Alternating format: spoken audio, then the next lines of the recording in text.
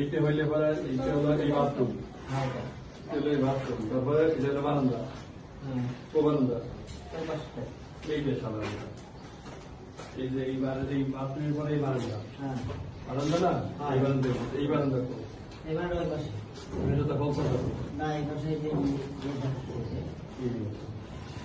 ফলসা বারান্দার উপরে ফলসা, বারান্দার উপর